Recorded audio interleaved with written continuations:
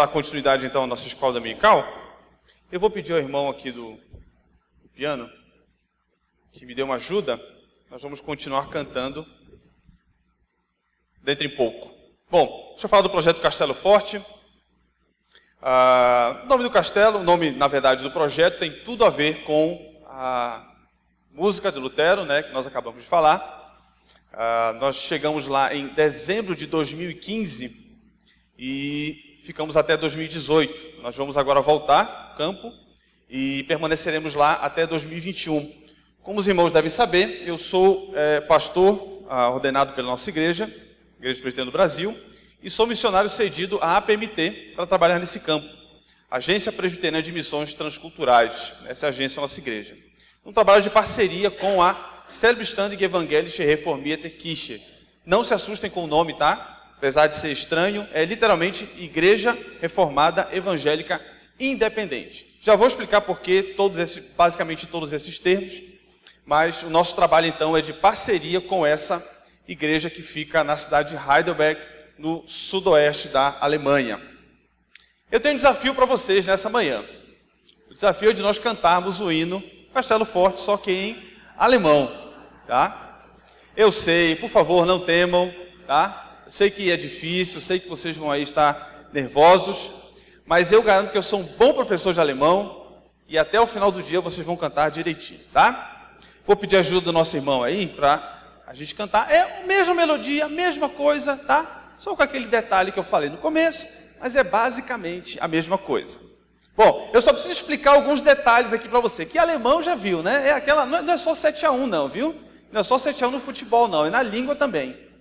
Então, alguns detalhes que são diferentes, né? Vamos dizer assim, do nosso idioma, o português.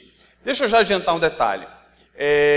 Qualquer pergunta que os irmãos tenham, tá? Fiquem à vontade. Nós estamos em momento de escola dominical. Qualquer dúvida, levantem a mão, façam qualquer pergunta. Só não perguntem do alemão, porque eu só sei que é assim, tá? Não me perguntem por que eu não sei. Só sei que é assim, tá?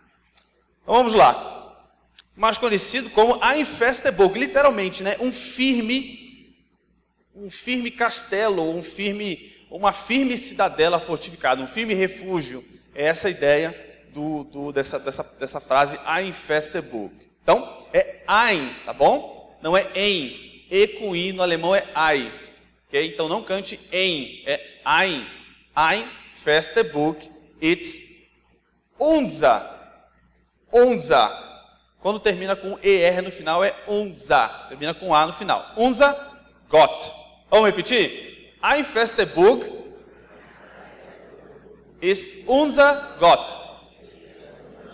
Muito bem. Ein guter Wehr, tá? Ou seja, uma arma. Aliás, desculpa, um escudo, né? Ein guter Wehr. Não é Wehr. Esqueçam o inglês, tá? Não é Wehr, é Wehr. Todo W tem som de V. Ein guter Wehr. Ein guter Wehr und Waffen. Isso sim, uma arma. Ok? Ein guter Wehr und Waffen. Hilft.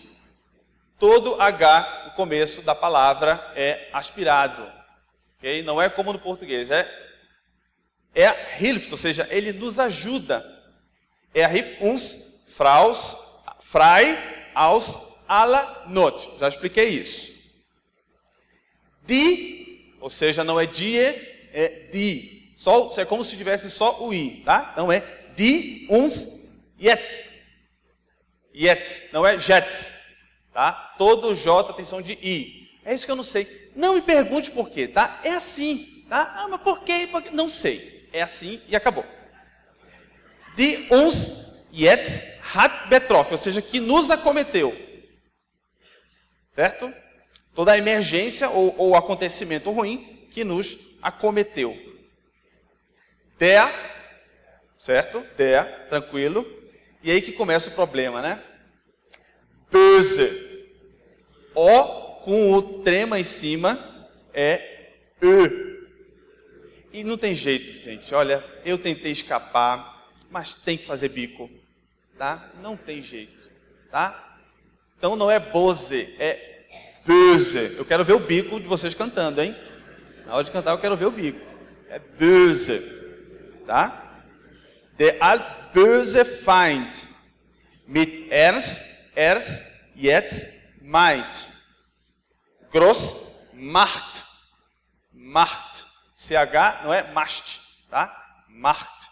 Bem aspirado mesmo, daquele jeito que vocês conhecem do alemão. Macht und viel. Todo V tem som de F no alemão. Por quê? Não sei.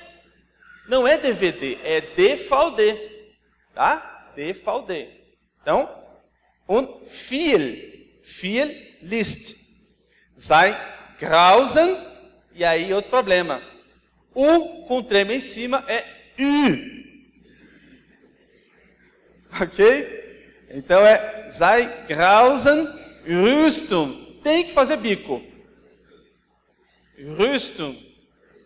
Rüstung ist. Auf Erd ist nicht. Aí que vem, né? Ali aqui não é nicht. Não, aqui é nicht. Por quê? Nicht sei. Não sei. Nicht seinesgleichen, ou seja, sem comparação. Seinesgleichen. Certo? Tudo pronto? Eu vou facilitar para vocês, tá? Eu já fiz aí, digamos, uma transliteração, tá? Fiquem aqui do lado direito, tá? Vai dar tudo certo, tá? Vai dar tudo certo. Olha, agora o detalhe, eu sou desafinado, tá? Então, me ajudem, não me deixem cantando sozinho, que senão vai ser muito feio, tá? Então, cantem junto comigo. Bom, vamos lá.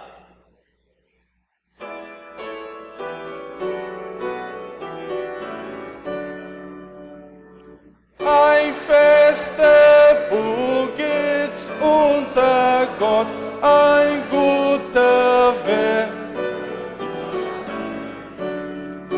Hilft uns Frau aus aller Not, die uns jetzt hat betroffen, der böse Feind. Mit jetzt mein Großmacht und viel Lies, sein Grausen Rüstung ist, auf Erd ist nicht seinesgleichen. Olha, não ficou bom, tá? Mas não tem problema, tá bom? Não tem problema. Problema teria para mim, mas tudo bem. Vamos continuar. Vamos no português, que aí fica tudo bem, né? Aí está em casa, aí a gente fica tranquilo, né? Vamos lá.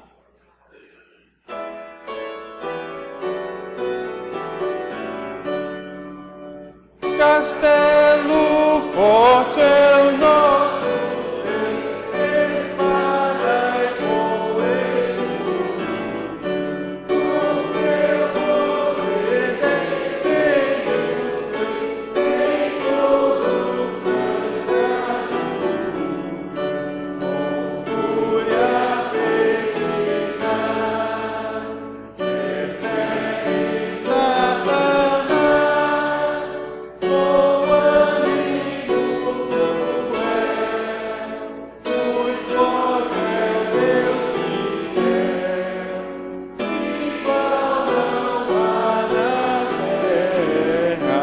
Muito bem, muito obrigado, meu irmão. Agora você já pode voltar para casa que você cantou no Castelo Forte em alemão.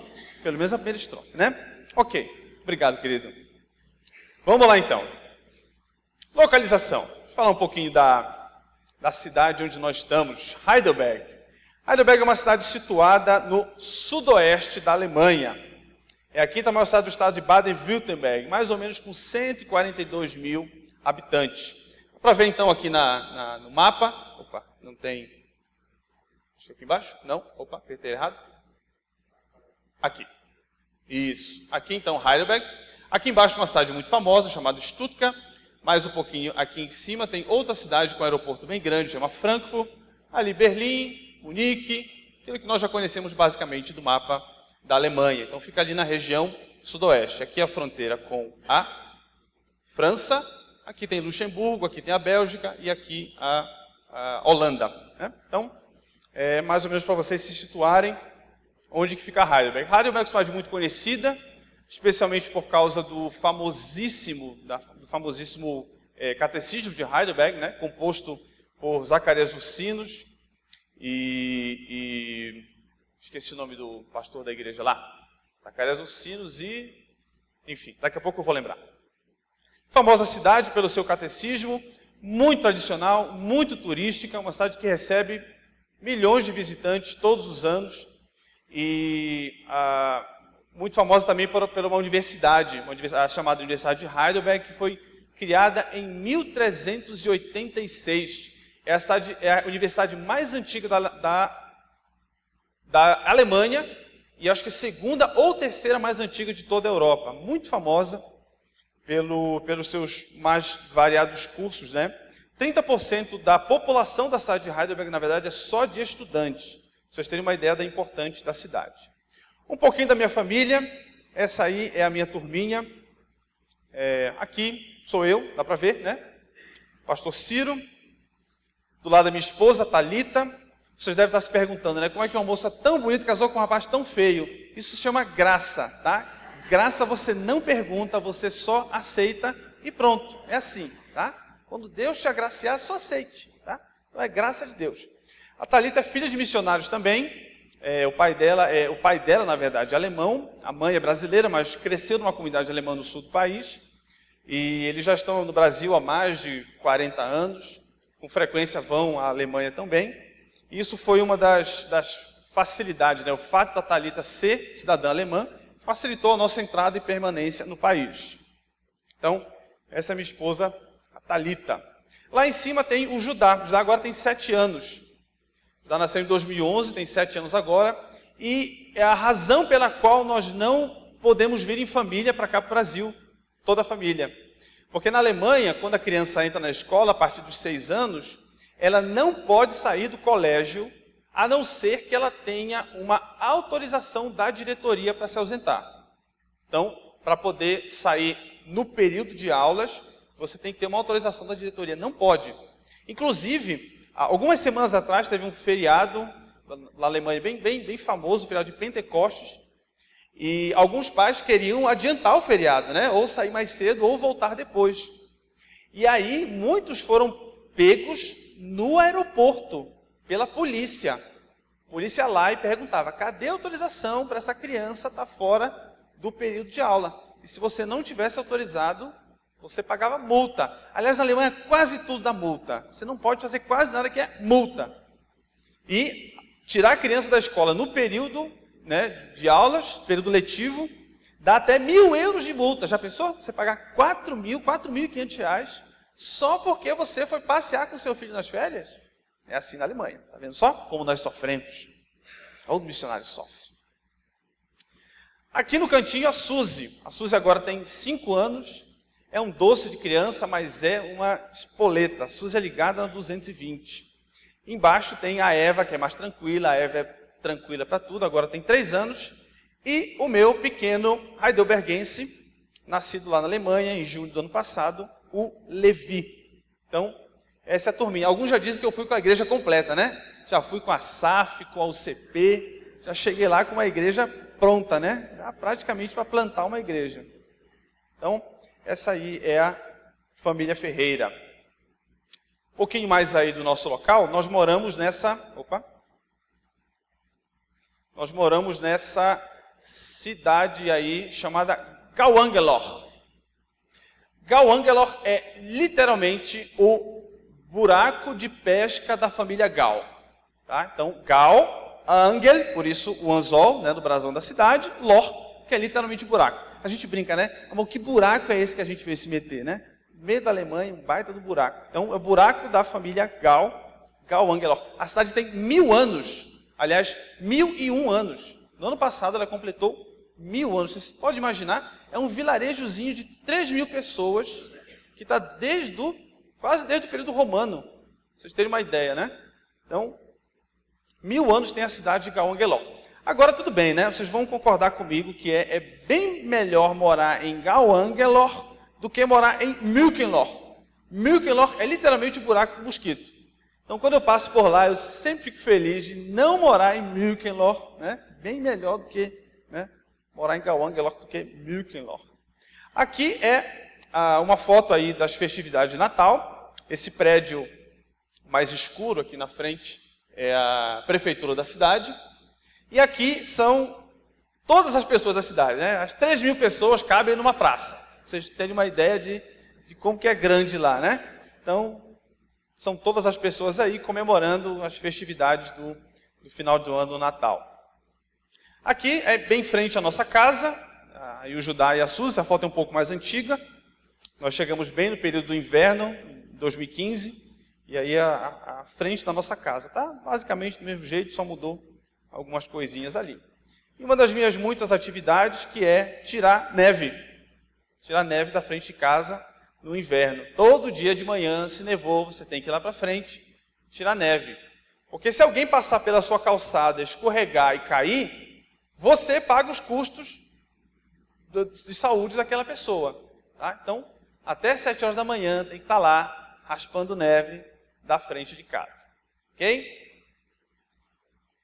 eu falar um pouco dos desafios do ministério.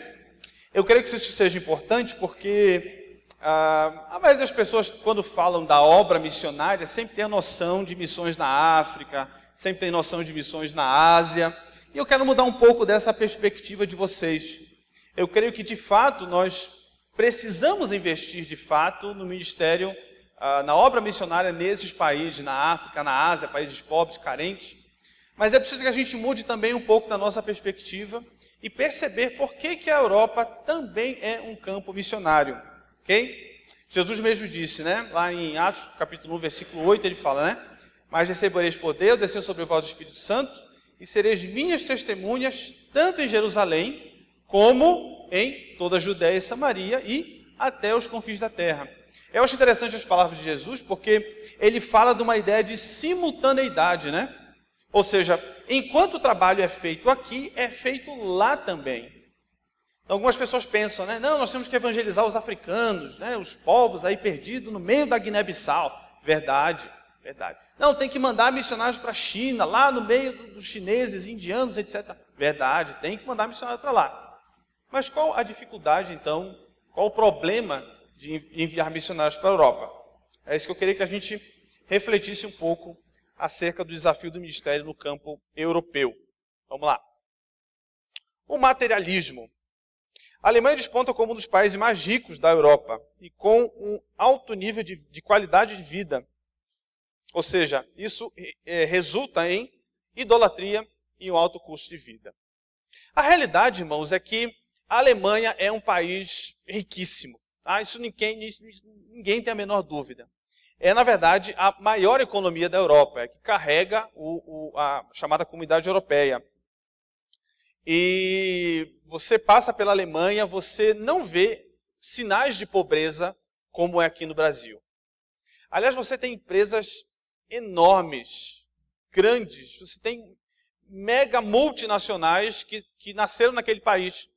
Vamos pensar, por exemplo, só no ramo automobilístico. Você tem a Porsche, a Mercedes-Benz, você tem a Audi, você tem o que mais aí? Me ajudem, vocês que manjam de carro.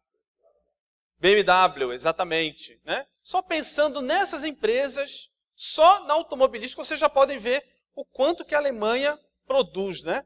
É um país extremamente rico. É difícil você encontrar pessoas mendigando na rua. Até encontra, mas é muito difícil. E isso nas grandes cidades. Qual que é o resultado disso?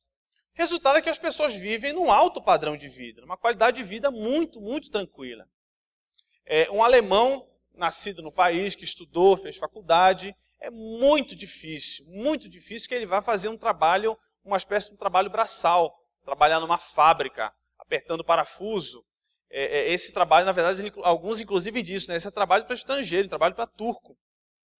Então, é muito difícil você ver um alemão fazendo um serviço como esse. Então, a maioria deles tem bons empregos, tem um carro na garagem, tem saúde, né, educação, isso gratuito, né? Saúde e educação, aliás, saúde você paga metade, mas é um valor muito baixo. Educação é gratuita, desde do ensino fundamental até o nível da universidade, você não paga nada por isso. Bom, na verdade você paga os seus impostos, né? Mas esses são um dos muitos benefícios da vida na Alemanha, essa alta qualidade de vida. O problema, na realidade, é que os alemães eles acabaram tornando esse estado de bem-estar social como se fosse o seu próprio Deus. A realidade é essa. Muitos alemães tomam essa vida tranquila, essa paz financeira na qual eles vivem, como se fossem a garantia da felicidade. Muitos alemães, inclusive, não querem trabalhar mais. Vocês pensam, né? Ah, não, porque os alemães são trabalhadores, né? Vão todo dia, 7 da manhã, saem 8 da noite do emprego. E nada. O alemão não quer mais trabalhar. A Alemanha já chegou num certo nível de vida em que as pessoas não precisam agora se matar. Eu tenho um colega que trabalha na universidade, que inclusive faz parte do grupo de estudo que nós temos com brasileiros, e ele trabalha na universidade, ele é pesquisador na Universidade de Heidelberg. E ele chega lá, 8 horas da manhã, no trabalho. Não tem ninguém. Ninguém. Chega lá, liga todas as luzes, coloca as máquinas a funcionar, liga o café, não tem ninguém. Quando chega às 8h30, 9 horas, aí que os alemães vão começar a chegar para o trabalho. Dá 3 horas da tarde, 4 horas, está na hora, né? Vai para casa. Vai para casa. Então, vocês percebem, né, que as pessoas vivem uma vida de fato muito tranquila. O resultado disso, então, é que acabam confiando verdadeiramente nessa divindade. Inclusive, o Estado, né, se torna isso, o benfeitor da sociedade. Tudo que você precisa. Se você tem problema com o seu emprego, se você está desempregado, recorra ao Estado. Se você tem dificuldades financeiras, recorra ao Estado. Não tem problema. Ele sempre vai estar lá para te ajudar. Por isso que muitos alemães dão até 40% do seu salário para pagar impostos. Vocês reclamam aqui no Brasil, né? Pois lá eles pagam 40% alguns. É lógico que tem todos os benefícios, né? As boas estradas, né? E etc e tal, tudo aquilo que eu já falei. Mas isso resulta em idolatria. Muitos alemães pensam basicamente assim: eu tenho uma casa, eu tenho um carro, eu tenho um emprego bom, eu tenho saúde gratuita para os meus filhos, educação gratuita dos meus filhos. Para que eu preciso de Deus? Eu já tenho tudo que eu preciso. Então, percebam que a mentalidade das pessoas é focada num ídolo muito diferente de outros ídolos de outras nações, né? Aliás, nós sempre pensamos na realidade de idolatria como iconoclastia, né? Como uma imagem. Ou seja, idólatras são os católicos, né? Porque eles se dobram diante de uma imagem. Mas, na verdade, tudo aquilo que nós pomos no nosso coração de fato, que nós confiamos de verdade, aquilo se torna imediatamente nosso Deus. E podem ser coisas legítimas. Pode ser a sua família, pode ser o seu trabalho, pode ser os seus filhos, pode ser um grande amor. O que quer que seja que você ponha o seu coração como a sua felicidade última, aquilo se torna o seu ídolo. Então, a Alemanha vive nessa situação, tá? As pessoas não querem mais saber de Deus de maneira nenhuma. De um modo geral, as pessoas não querem saber mais de Deus. E um alto custo de vida, na realidade, né? Para você ser missionário na Alemanha, você trabalhar na Alemanha como missionário, você precisa levantar um sustento para poder, né, pagar aluguel e todas aquelas coisas. Só para vocês terem uma ideia, para cada euro que eu compro, né, para cada troca de euro, eu pago R$ 4,50, né, para poder viver lá na Alemanha. Mais ou menos, por exemplo, a média do aluguel, mais ou menos, 1.100, 1.250 euros, mais ou menos 1.300 euros é a média do aluguel lá na Alemanha. Então, percebam quanto que um missionário precisa, né, para trabalhar lá na Alemanha. Alguma pergunta quanto a isso ou não? Vamos avançando aí, se algum irmão tiver alguma dúvida. Aprendizado da língua, essa é outra dificuldade, né? Qualquer missionário que chega na Alemanha, pelo menos 3 anos para aprender o idioma alemão. Extremamente complexo, muito diferente daquilo que é o português, já que nós cantamos agora há pouco, né? Deu para perceber que nem uma palavrinha só, né? Nem uma palavra só, igual ao português. Bem na entrada da minha cidade tem essa placa aqui, ó. Achtung. Ou seja, cuidado. Isso é um Geschwindigkeitsmessung. Geschwindigkeitsmessung. Tá? Ou seja, literalmente um medidor de velocidade. Era mais fácil colocar radar, né? Radar ali. Pronto. Radar, pronto, acabou. Mas é um Geschwindigkeitsmessung. Ok? A gente chega na cidade assim, né? Se você vai Geschwindigkeit, já toma, né? Já toma o flash. Você começa a ler, já tomou a multa. Então, o idioma alemão tem esse tipo de coisa aqui, né? Essas palavras longas, compridas, uma sintaxe complicadíssima, verbos que vão para o final da frase. Então, é difícil. Então, para vocês entenderem, nós estamos lá mais ou menos 2 anos e meio, trabalhando já na Alemanha. Eu fiz um curso de 7 meses, numa escola de idiomas lá, e isso, indo para a escola de idiomas todos os dias, da 9 da manhã até o meio-dia, trabalhando com alemães quase que diariamente, indo para o escritório, visitando, conversando com alemães, e depois desses 7 meses de curso, eu, né, não aprendi quase nada, né? Irmãos, é complicado, viu? Ore por mim, porque o negócio é difícil mesmo. Então, agora depois de 2 anos, eu estou no nível de comunicação da língua, né? Eu vou comprar pão, tranquilo, converso com as pessoas no dia a dia, na rua, mas pregar no púlpito, né, como eu faço espontaneamente na língua portuguesa, é muito difícil. Aliás, eu já me conscientizei, já estou consciente disso, que eu nunca vou chegar no nível de pregar assim como eu faço em português, espontaneamente. Né? Nunca. A não ser, sabe, que realmente Deus lá do céu olhe para mim e diga com toda a misericórdia, né, assim, né? Matrix, pronto, aprendeu alemão. Porque se não for isso, olha, eu confesso que vai ser difícil. Por exemplo, a língua alemã tem casos, né? Tem casos, famosos casos, tem terminações específicas para cada situação da língua, né? A flexão dos verbos é dificílimo. Então, que Deus me abençoe e todos os alemães, todos os dias, porque, olha, não é fácil, viu? Não é fácil. Então, a minha expectativa é de que nos próximos anos eu comece a pregar na igreja, no púlpito da igreja, talvez no meio do ano que vem, é a minha intenção, mas pregar lendo, né? Lendo para a igreja, o que não é problema nenhum, né? Se eu fosse fazer isso aqui no Brasil, né? Os primeiros 15 minutos ia estar todo mundo cochilando, mas na Alemanha eu vejo que não é um problema. As pessoas leem o sermão tranquilamente, não é nenhuma dificuldade para eles. Uma dúvida, não? Então vamos lá. Secularização. Um termo que se refere... tem uma pergunta aqui, diga. Tá. Bom, muito bom você ter lembrado. Perguntou se as crianças falam alemão. Falam. E falam muito. Tá? Na verdade, dá até raiva. Até raiva. Sabe? O Judá, meu filho mais velho, ele nunca fez aula. Nunca. Ele foi para o que tem lá o chamado Kindergarten, né? Que é o jardim de infância. 1 ano indo só para a escolinha. Todos os dias indo. Aí ouvia, a professora falava, ele começava a falar um pouquinho, ouvindo, falando, pronto, falando. O Judá fala alemão perfeitamente, sem sotaque. Eu falo alemão, parece um retardado, assim, né? Sendo bem sincero com vocês. E dá dó, assim, de ver o rapazinho de 7 anos. Aliás, ele fala para mim, né? Papai, eu falo alemão melhor que você, né? Meu filho, é verdade, desgraçado. Então, às vezes, é difícil, irmão. É difícil, tá? Por isso que eu peço oração. Eu estou brincando, mas eu estou falando sério.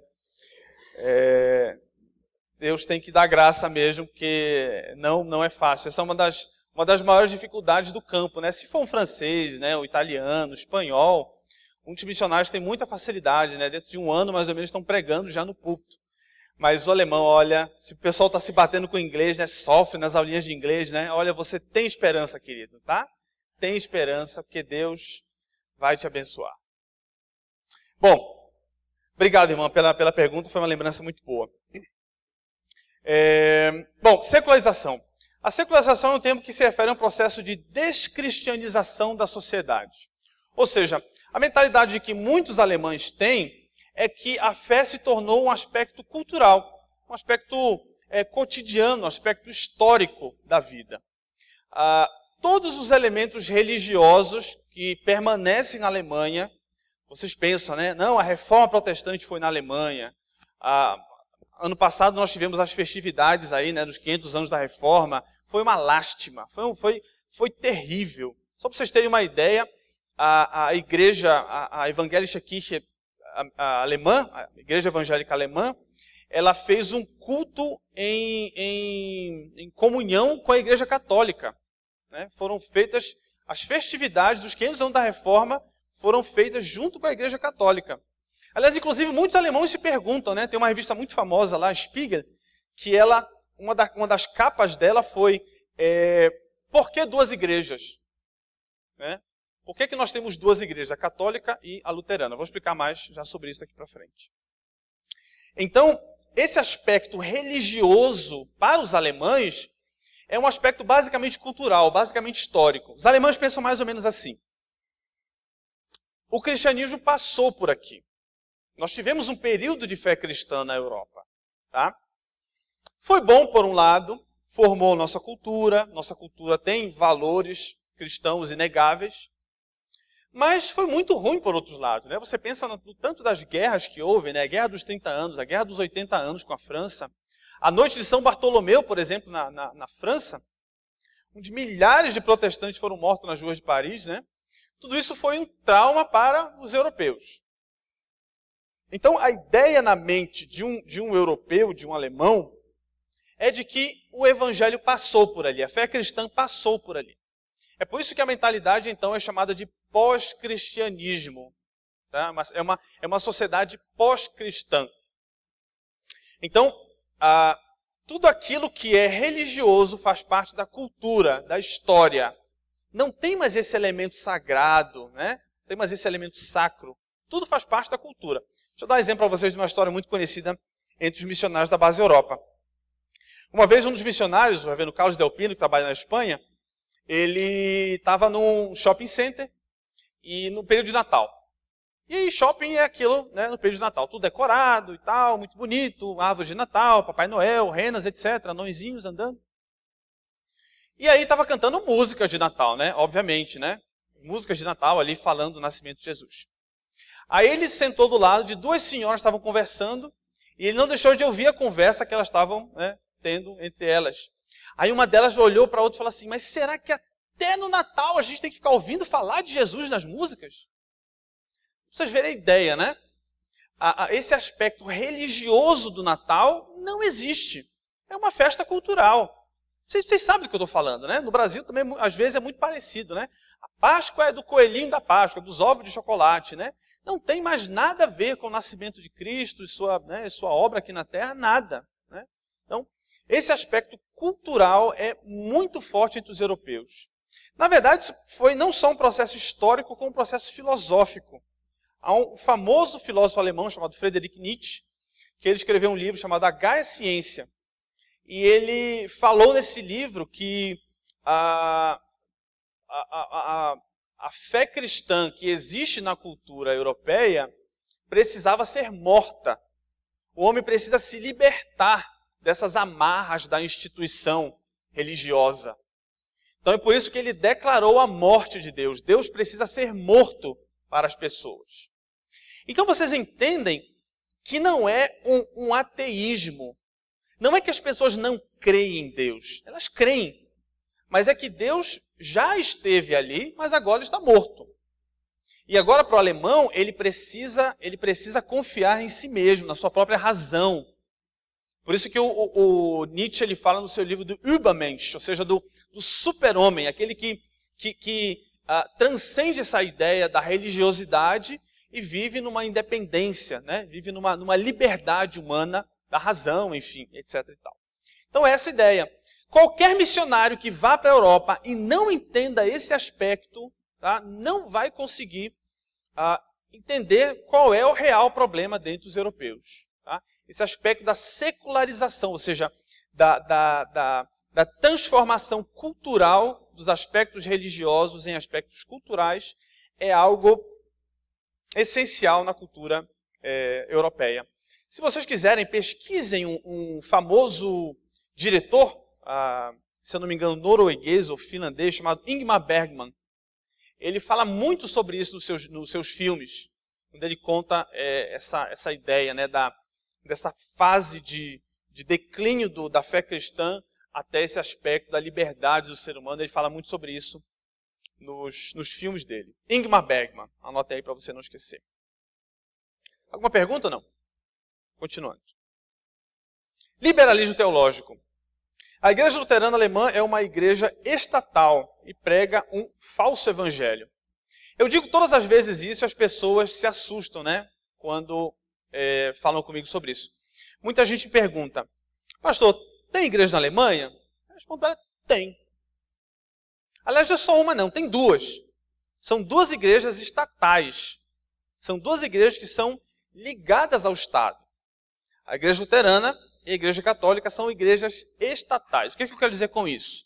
São igrejas ligadas ao Estado. A relação intrínseca entre igreja e Estado é muito forte na Alemanha.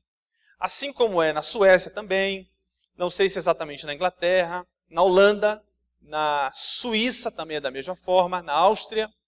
Então, nesses países, não tenho certeza de todos, mas nesses países, a igreja é uma igreja estatal. O que eu quero dizer com isso? Deixa eu explicar para você. Toda pessoa que chega numa cidade, ela precisa se registrar na prefeitura. Não tem como você morar numa cidade sem estar registrado na prefeitura. Né? Você chega lá, eu vou fazer um puxadinho aqui, não dá. Tá? Não dá certo. Você precisa se registrar na prefeitura. Por quê? Porque é com esse registro na prefeitura que você vai, por exemplo, contratar uma empresa de luz, para ligar a luz na sua casa. Uma empresa de água, uma empresa de recolhimento, para ser recolhido o seu lixo na porta da sua casa. Se você não se registrar na prefeitura, você não vai ter luz, você não vai ter água, você não vai ter lixo na sua casa. Uma pilha de lixo na sua casa. Ok, você se registra na cidade e a moça, funcionária pública, ela pergunta na hora da sua inscrição qual é a sua religião. Pergunta, né? O que ela quer saber qual é a minha religião? É porque se você disser que você é evangélico, ela vai lá marcar evangélico. Óbvio que se você disser budista, né, maometano, né, muçulmano, ela não vai marcar nada. Mas se você disser católico, evangélico ou católico, ela vai marcar lá. Ok? Semanas depois vai chegar um boleto na sua casa. Esse boleto você vai pagar e esse boleto é o seu dízimo. Ou seja, você não entrega o seu dízimo na igreja.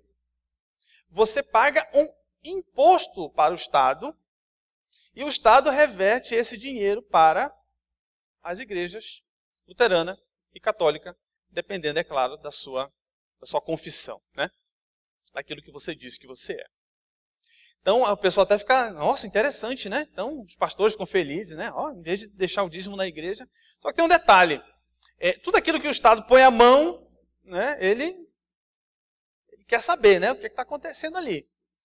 E aí, o Estado, ele se intromete nas atividades da igreja. Todo pastor luterano, ele é um funcionário do governo. Ele é um funcionário público. Ok?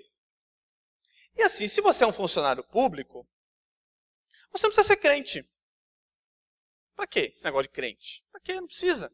Você não precisa nem ser um convertido. Basta que você seja um bom funcionário público, não é verdade? Basta que você faça as visitas velhinhas, faça lá, né, funeral, muitos funerais, né, todo ano. Basta que você faça o seu trabalho bem feito, ensine na igreja, etc. e tal. Se você fizer isso, você é um bom funcionário, você é um bom pastor da igreja. Mas nem crente você precisa ser. Você pensem na realidade de um país onde você tem centenas de milhares. Em toda a cidade alemã, não importa, se for uma cidadezinha pequenininha até a maior cidade. Na minha cidade lá em Gauangelok, nós temos 2 igrejas, 3.000 pessoas, 2 igrejas. Um vilarejozinho pequeno, tem 2 igrejas, uma católica e uma evangélica. Então não importa, você vai em qualquer lugar da Alemanha, você vai encontrar uma igreja. Mas são igrejas mortas, onde os pastores, alguns deles inclusive, nem em Deus eles creem. Você imagina que você entrar numa igreja que o pastor nem crente ele é? Então, você visita as cidades, vai nas igrejas e ouve tudo, ouve de tudo, de tudo. Que você precisa ser uma boa pessoa, que você precisa cuidar dos pobres, que você precisa cuidar dos animais, da natureza, enfim, toda essa baboseira. Ou seja, é uma salvação pelas obras, né? Mas a respeito da glória de Deus, do seu pecado, da cruz de Cristo, da graça de Deus, da ira sobre o homem, isso você não vai ouvir. Fique tranquilo que você não vai ouvir. Então, eu até costumo dizer, né, que se Lutero aparecesse nos nossos dias, o último lugar onde ele ia era numa igreja luterana. Vocês verem o nível pelo qual, o nível decadente, né, pelo qual as igrejas estão. É por isso que você vai numa igreja luterana, você vê pouquíssimas pessoas. A grande maioria idosos, né, pessoas já 50, 60 anos, quase nenhum adolescente, quase nenhum jovem, pouquíssimas crianças. É quase impossível encontrar crianças, mas muita impiedade, na verdade. Eu gostei muito de um livro que eu li alguns meses atrás, do Michael Horton, chama Simplesmente Crente. Ele tem um comentário interessante que ele faz no livro. Ele fala assim, ó, eu estou parafraseando, você pensa que uma cidade dominada por Satanás é uma cidade onde tem prédios pegando fogo, prostituição, motoqueiros passando, né, com casacos de couro pela cidade, assassinatos, mortes. Ah, isso é uma cidade dominada por Satanás. Aí ele fala no livro, não necessariamente. Talvez uma cidade dominada por Satanás é uma cidade onde as pessoas vivam uma vida tranquila, uma vida de paz, com segurança, educação, saúde. Em que as pessoas vão dominicalmente a uma igreja onde Cristo não é pregado. E é exatamente esse o contexto europeu. É exatamente esse o contexto. Pessoas que vão todos os domingos à igreja e ouvem qualquer outra coisa que não o Evangelho de Cristo. Ok?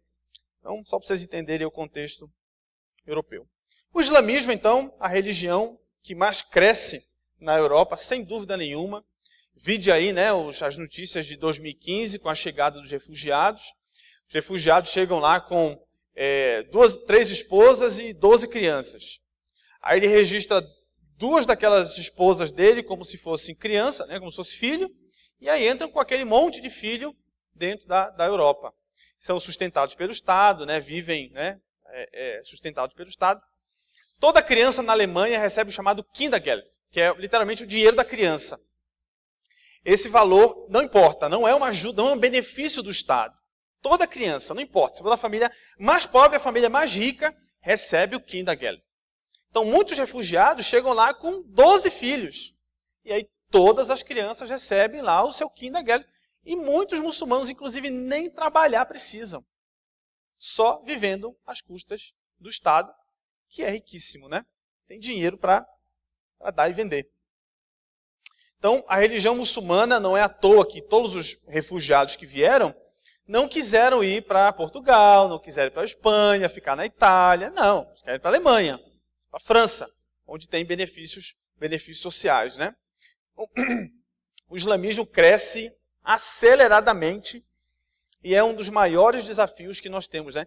A gente até pergunta, né? Mas o que tem a ver a fé muçulmana com a Europa?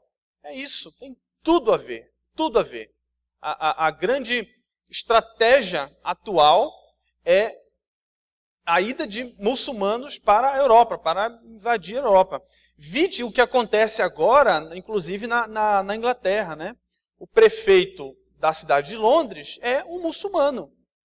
Ou seja, eles começam a crescer tanto e tão acentuadamente nos países que eles acabam dominando a maioria da população. E como os europeus não querem mais ter filhos, a média de filhos na Alemanha é uma das menores da Europa, a taxa de natalidade só cai, os muçulmanos crescem quase que desordenadamente no país.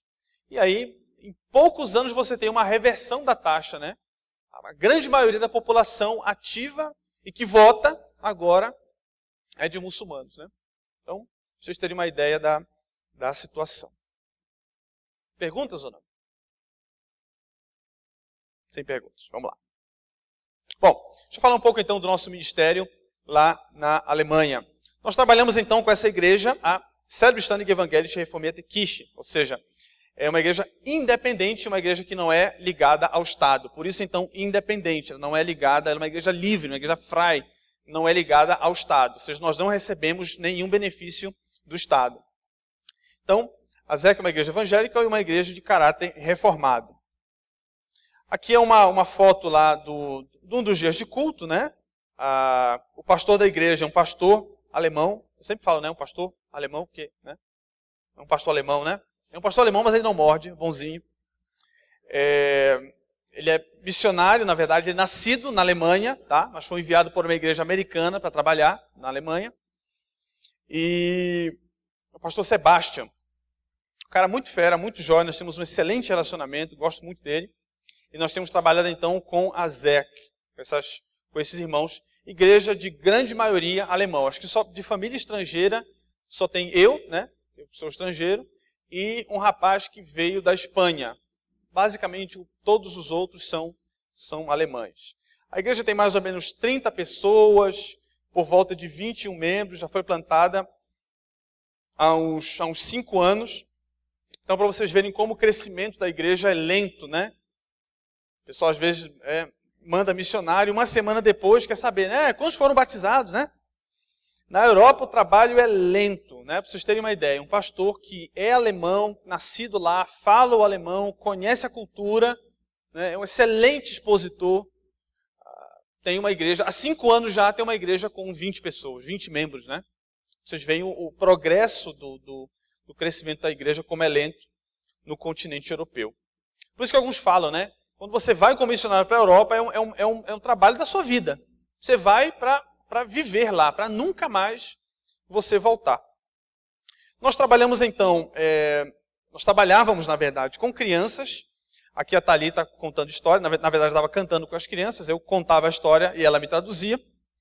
E infelizmente a gente teve que parar, porque nós tivemos diversas mudanças para outros prédios diferentes. E o prédio que nós estamos agora, ele não comporta mais tem um espaço muito pequeno para trabalhar com as crianças. Então, futuramente, a gente está pensando em outras possibilidades. Além do ministério com a ZEC, nós temos o ministério também com brasileiros, que é paralelo às minhas atividades com a igreja alemã. Eu tenho trabalhado também com brasileiros. São irmãos queridos que vêm a trabalho, a estudo, ou casaram, né, com um cidadão alemão e estão por lá e não têm a possibilidade ou vão demorar muito tempo até que se integrem na cultura para poder congregar numa igreja alemã. Então eu reúno essas pessoas em casa, é um grupo de mais ou menos 8 pessoas, alguns irmãos inclusive vieram de uma Assembleia de Deus que fica numa cidadezinha próxima, uns 40 minutos, é uma cidade um pouco maior, tem mais brasileiros, uma cidade muito industrial e por isso tem muito trabalho e mais brasileiros. Chama Mannheim. Então, esses 2 irmãos aqui da ponta vieram dessa cidade, na verdade, esses 3. E esse é o rapaz que eu falava, o Bruno e a Anne, são casados. Então, essas pessoas que eu tenho reunido toda semana, aos sábados, e nós temos lá um tempo muito gostoso, muito bom, de estudos e aprendizado da palavra de Deus. Eu tenho feito um estudo seriado com eles, com base nas nossas confissões. O pastor Franklin Ferreira, eu creio que vocês devem conhecer, esteve lá conosco, tivemos um tempo muito agradável com ele, lá conosco, falando também a esses irmãos lá brasileiros. Nós temos culto também, cultos em português, periodicamente, eu tenho tentado fazer com alguma frequência, não com toda a frequência que eu gostaria, porque irmãos têm que vir de muito longe, né? Às vezes até 1 hora e meia de viagem. Para nós, né, isso parece curto, né? Parece que 1 hora é aqui do lado, né? São Paulo, nem saiu de São Paulo ainda. Mas pense que nas estradas alemãs 1 hora é chão, é muita estrada. Então, os irmãos vêm de muito longe para poder participar dos cultos. Esse aí foi um culto que nós fizemos na Páscoa, logo no início desse ano, que eu tive a oportunidade de reunir os irmãos lá e cultuarmos ao Senhor na nossa língua portuguesa. Chega a dar até uma felicidade, né, de poder pregar, de poder ensinar na sua língua materna. Temos trabalhado também em convite para outros campos. Tenho visitado outras igrejas reformadas também, que estão sendo plantadas em outros campos. Aqui o reverendo Humberto, isso foi no ano passado, essa foto já é mais recente. Eu já tive a oportunidade de ir lá com ele 2 vezes.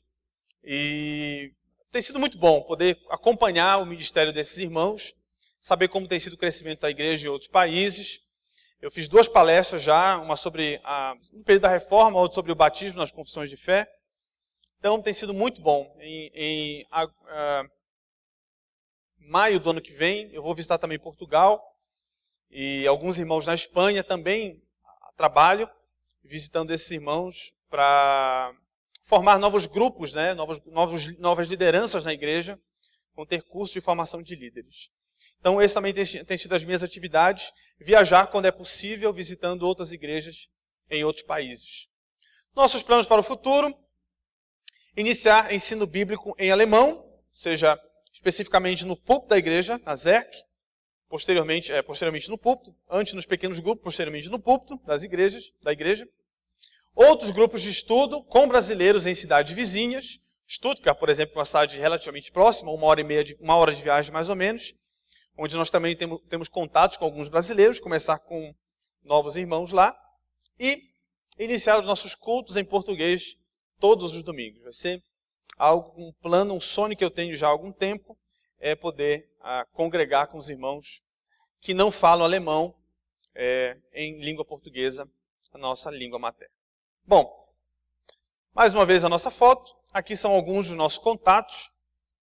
Se você quiser escrever para nós, manter contato conosco, eu prometo que eu acho que eu vou responder, tá? Eu tenho sido negligente em postar fotos e coisas no Facebook, tá? Eu vou fazer isso, prometo que eu vou postar fotos lá, com mais periodicidade. Mas eu tenho um grupo do WhatsApp, que você me manda uma mensagem, você fala, né? Eu quero entrar no seu grupo lá, e com alguma frequência, eu mando mensagens e notícias, não só da situação religiosa, não só do nosso trabalho, mas também da política e tudo mais, das situações que envolvem toda a Alemanha. Então, fica aí a nossa gratidão, mais uma vez, ao Conselho da Igreja, aos irmãos pela oportunidade de poder estar junto com vocês. Nós temos ainda alguns minutinhos. Se vocês tiverem alguma pergunta, fiquem à vontade. Ok? Aí os nossos contatos. Mande uma mensagem para nós aí. Alguém tem alguma pergunta? Não? Evangelismo pessoal. Nas ruas. É difícil. É difícil porque, primeiro, de uma certa forma, eu não sei exatamente o quanto que isso é complicado pela legislação. Mas eu tenho quase certeza que você não pode abordar pessoas na rua. Tá? Inclusive, por exemplo, tem muitos testemunhos de Jeová que estão lá, né? Aí eles vão para a praça, aí eles levam tem uma banquinha com livros e folhetos e tudo mais, aí tem um cartaz lá, aí eles ficam lá o dia inteiro, tomando sol na cabeça. Se uma pessoa se aproximar dela e tiver algum interesse, aí você pode falar. Mas eu tenho quase certeza que você não pode abordar pessoas na rua para evangelizá-la. Eu tenho quase certeza que isso chama proselitismo. E, se eu não me engano, tem alguma espécie de uma pena, de uma advertência. Bater na porta das pessoas, na casa, e dizer que quer evangelizar, mas nem pensar, mas nem cogite essa possibilidade. Tá? Então a pessoa vai chamar a polícia para levar você. Inclusive, se você, só para dar um exemplo, se você não quiser receber propaganda, você coloca uma plaquinha lá na sua caixa de correio. Não quero receber propaganda. E aí ninguém vai colocar mais aqueles folhetinhos, né, do dia, das Casas Bahia, não vão colocar na sua caixa de correio. Tá? Então o pessoal respeita lá muito. As leis são duras e severas com quem as desrespeita. Então, evangelismo na rua, só dessa forma, paradinho ali, quietinho, tá? Se alguém abordar você, aí você pode falar com ela, tá? Mas assim, o pessoal tem perguntado, né, perseguição, essas coisas, não tem nada disso. Nós não sofremos nenhum tipo de perseguição, ainda, né? Ainda. Tanto de muçulmano que tem crescido, mas ainda não sofremos nenhum tipo de perseguição. Então existe uma certa liberdade para a pregação do evangelho, de plantação de novas igrejas. Mas isso é um detalhe interessante, né?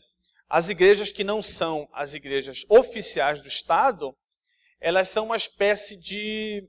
Não são igrejas confiáveis, é isso, né? Porque elas não têm esse carimbo do Estado, né? O carimbo do Inmetro, assim, ó. Igreja boa, pum. Então, são igrejas que as pessoas olham com olhos mais estranhos, tá? Então, é mais ou menos esse o contexto e os desafios pelos quais nós passamos. Pensem nisso, né? É um contexto completamente diferente da África, da Ásia, né? Porque nós temos essa noção. Missionário tem que ir para passar fome. Eu nunca passei fome, graças a Deus. Graças a Deus. Apesar de viver com dinheiro contadinho ali, nunca passei fome. E não é esse o contexto dos missionários na Europa. As nossas dificuldades são outras, nossos desafios são outros, né? E peço as orações dos irmãos para que continuem contribuindo, nos ajudando, orando pelo nosso trabalho, para que Deus faça a sua palavra conhecida também naquele continente. Ok? Tem outras denominações, tem outras igrejas. Sim, igrejas batistas, por exemplo, batistas reformados. Tem muitas igrejas pentecostais. Neopentecostais não existe nenhuma.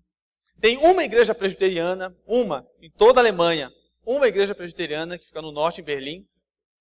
São várias denominações, mas as igrejas reformadas, né, são poucas. São muito poucas.